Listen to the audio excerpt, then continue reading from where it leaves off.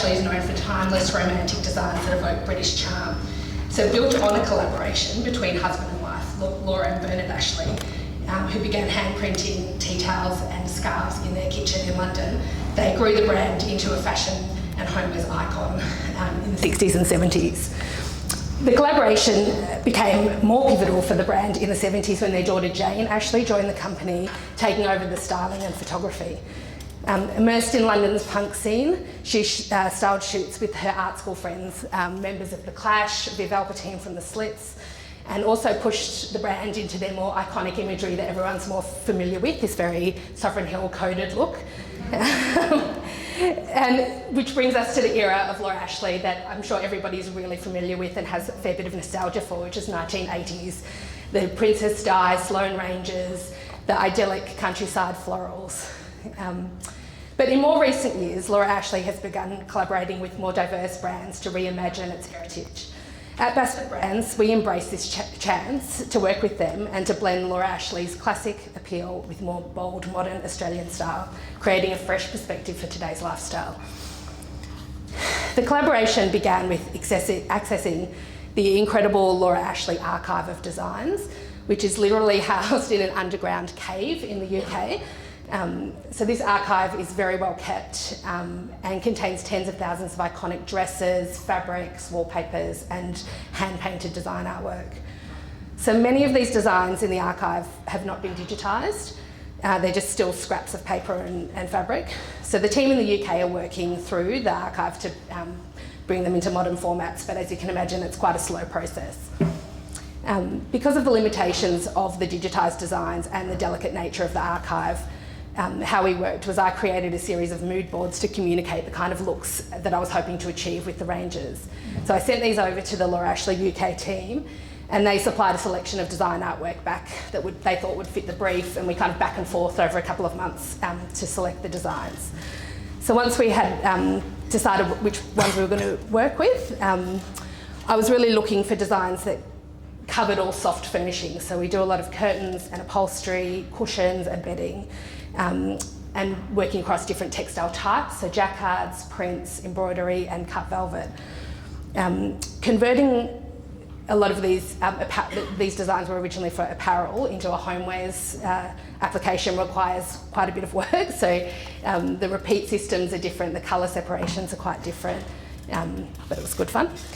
So once those designs were kind of grouped into their collections, I digitally recoloured all of the artwork to suit more of a modern palette, but also to create cohesion across the ranges so the different designs would coordinate with each other. So once those collections were resolved, the next and I think the most exciting stage of the collaboration began. So I sent the designs and the fabric specs over to our partner textile mills in Mumbai and to craft the fabrics. So India is a country of very vibrant extremes, if anyone has ever been there. They have an incredibly rich textile heritage that spans thousands of years, but also embraces very modern technology and is actually at the cutting edge of commercial textile production today. So I travelled over to Mumbai in July 2023 to work with the skilled artisans that have been creating textiles for generations to bring these fabrics to life. They had taken my designs and the technical requirements for the fabrics and created a series of samples, and then we started from there and continued on with the development. The combined knowledge and skills that came from such a rich material culture are unmatched. So many of these experts have been weaving or dyeing or embroidering as a family trade for countless generations. And they're respectfully referred to as the dye master or the weave master, and they're treated as such amongst themselves and with the people that work with them. So from fully computerised digital printing and embroidery machines to hand finishing embellishments on treadle-powered machines, each specialised skill set is used to create kind of this harmonious blend of traditional craftsmanship and contemporary design. So this collaboration really allows all the parties to innovate beyond their individual capacities, introducing this kind of bold new concept while staying rooted in that tradition of textile and design. So once all the fabrics had been produced, the next collaborative endeavour of the project was in creating the marketing material. So working with a photographer to create the promotional images that we use. So I would set the vision and the atmosphere that we're trying to achieve, and the photographer would kind of bring it all to life through the lighting and the angles and the composition of the shots.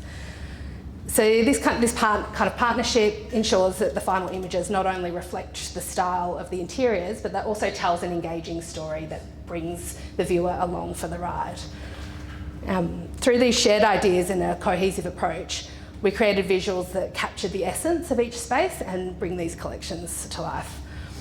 The collaboration also really needed to keep the end consumer in mind, because this is a commercial endeavour. So we really needed to resonate with the traditionalists and the contemporary, the way that we live our Australian lifestyle, which is quite different to that very traditional English country life.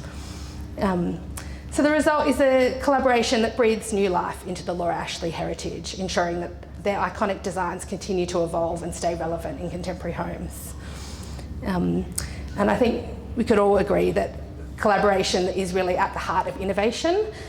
So it brings diverse skills, heritage and creativity together and should be celebrated, which I'm pleased to see we're all here to do tonight. So thank you.